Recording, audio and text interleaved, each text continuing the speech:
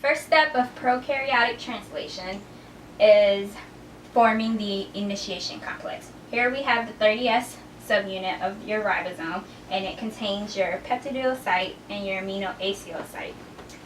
Next, it will bind to your mRNA, and the 16S of your 30S subunit will bind to your Shine-Dalgarno sequence, which is on your mRNA. This helps line the P site to your start codon. Also, the IF3 factor will bind to your P site and prevent the 50S ribosome from binding too early. Then your IF1 factor will bind to your A site, which helps recruit your IF2 GTP complex, bringing the charged tRNA with the formulated methionine and bind to your start codon. Then there's hydrolysis of your IF2 factor, and that leaves. And then your IF3 and IF1 also leaves, which then allows your 50S subunit to bind to your 30S subunit, forming your initiation complex. Alright, the first thing we need to do for elongation is bring in the next tRNA. Now this charged tRNA is going to be complex to the EF2 elongation factor with GTP. Now its anticodon matches the codon here in the amino acyl site, and then it comes in and binds the EFTU, hydrolyzed GTP, and then leave. Next, to form the peptide bond, peptidyl transferase portion of the 50S subunit will come in and interacts with the 3' ends of the tRNA. That allows this amino acid to attack here, forming a peptide bond between those.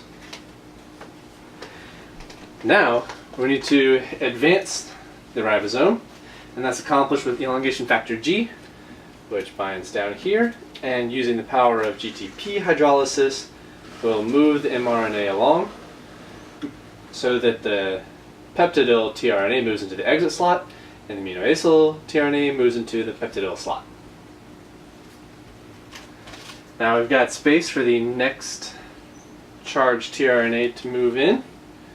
Once again, complex to elongation factor 2. It binds here at its matching codon. GTP is hydrolyzed, and this elongation factor leaves. Once again, peptidyl transferase interacts with the tRNA, so we can form this next peptide bond. Now, this spent tRNA over here in the exit site can leave. And we can one more time advance the mRNA using GTP hydrolysis to that point.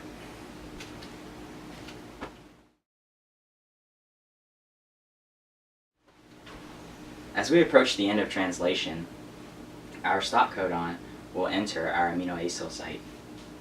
Either release factors RF1 or RF2 will recognize this sequence and bind to the mRNA. In this case, we have RF1.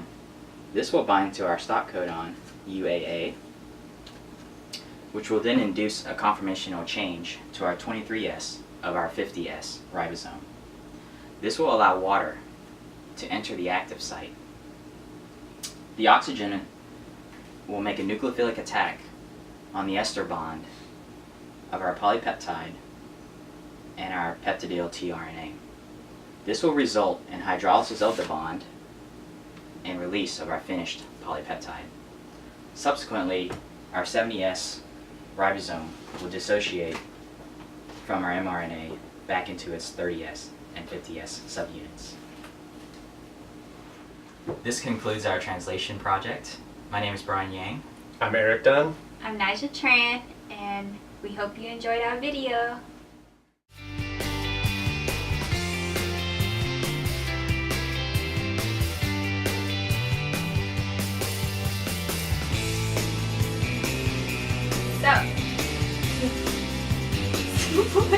And action.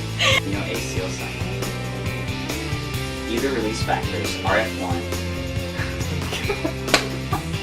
Why are you laughing?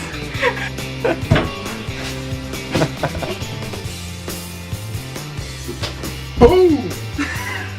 Dang, gotta edit that out. Or leave it.